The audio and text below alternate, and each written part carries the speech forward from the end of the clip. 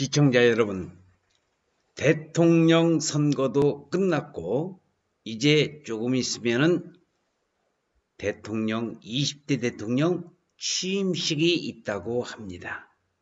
어쨌든 선거는 이제 마무리되었고 20대 대통령이 당선된 윤석열 당선인은 이제 제발 새로운 정부에서는 국민의 삶을 피폐하게 하지 않았으면 하는 바람에서 윤석열 정부의 부동산 정책이 아마 이번 주에 발표를 하면서 주로 공급안이 나올 것이라는 내용이 되겠습니다.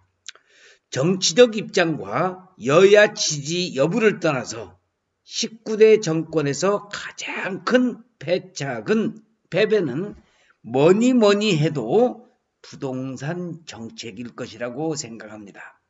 이것은 어떤 누구도 부정할 수 없는 사실입니다. 현 정부를 지지했던 안 했던 간에 또는 부유층이든 서민이든 간에 부유층은 조여오는 세금 압박에 고통을 받았고 서민층은 이제 점점 더 멀어져 버린 내 집 마련 꿈에 더욱더 큰 고통을 받았습니다. 제발 새로 들어서는 윤석열 정부에서는 세금도 공급도 또 임대차법도 정상화 시켜주길 바라는 마음이 큽니다.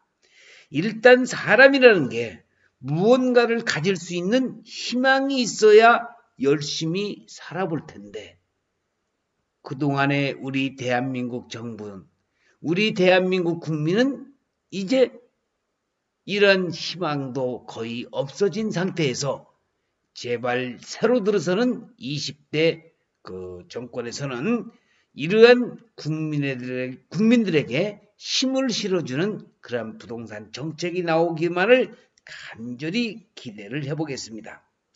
일단 사람이라는 게 무언가를 가질 수 있는 희망이 있어야 열심히라도 살아보지 않겠어요? 이거 당최 죽을 듯이 열심히 살아도 가질 수 없는 당신이 되어버렸으니 희망권 자체가 사라져버린 그런 기분이 아닌가. 저뿐만이 아니라 많은 우리 국민들이 그런 마음을 가지고 있으리라고 생각이 듭니다. 다시 하늘에서 튼튼한 동아줄이 내려와 우리 서민들이 내 집 마련의 꿈을 힘껏 꾸면서 살 수 있는 또 부동산 정책으로서 투기가 아닌 그러한 우리 국민들이 올바르고 부동산으로서 잘 살 수 있는 그러한 희망찬 세상이 오기를 기다리면서 오늘 윤석열 정부의 부동산 공약과 정책을 대해서 잠시 말씀드릴 수 있도록 하겠습니다. 자, 보시면은 윤석열 정부에서는 큰 틀을 발표 뒤에 새 정부서 새 부안 내는 걸로 정리가 되면서 대출 규제 완화와 도심 공급 방안에 주목이 되고 있습니다. 인수위원회와 정치권에 따르면은 원희룡 국토교통부 장관 후보자의 국회 인사청문회 전에 공급을 중심으로 한 새 정부의 부동산 정책 방향이 이제 조금 있으면 나올 전망입니다. 원 후보자의 인사청문회 전 인수위원회에서 먼저 공급 정책 등을 발표하고 그 다음에 원 후보자는 청문회에서 본인의 소신을 밝히는 것으로 정리가 되고 있는데 부동산 세제 등 세부적인 것은 새 정부 출범 후 부동산 세제 TF팀을 꾸려가는 방향으로 가닥이 잡힐 것이라고 이야기를 하고 있습니다. 자, 윤석열 대통령 당선인이 대통령직 인수위원회에서 지금 모두 말하는 모습을 지금 사진으로 보고 계시고요. 부동산 정책 발표와 관련해서는 세 가지 방향이 될 전망이 됩니다.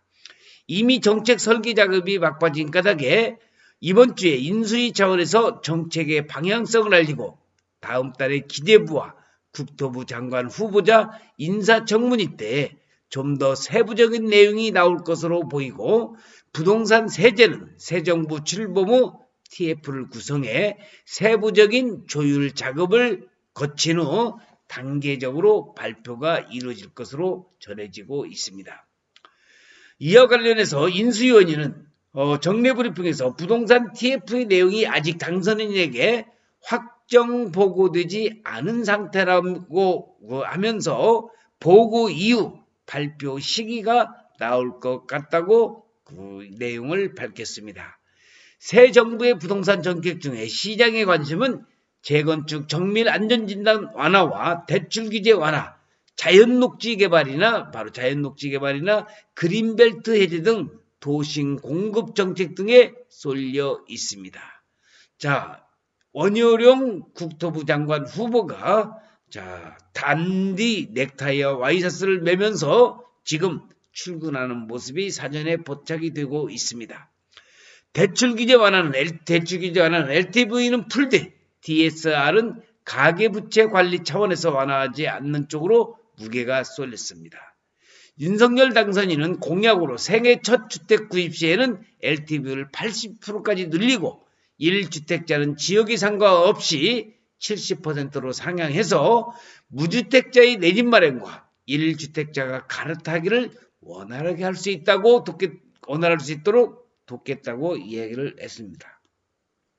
다만 DSR 규제 완화에 대한 언급은 없었습니다.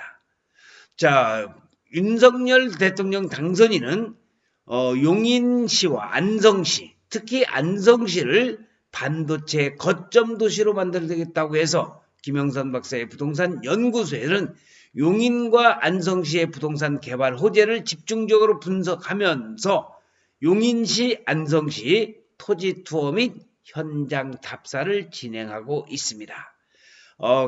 이 용인시와 안성시의 토지 투어에 관심이 있으신 분들은 상단에 있는 전화번호로 전화를 주시면은 여러분들에게 상세하게 안내될 것을 약속을 드리면서, 자, 정부의 부동산 정책에서 주택 공급 정책으로는 수도권에 130만, 150만 가구를 포함해서 250만 가구 이상의 주택 공급을 달성하기 위한 역세권 첫집 주택, 청년 원가주택 등 대표적 사업 모델을 구체화한 것으로 알려졌습니다.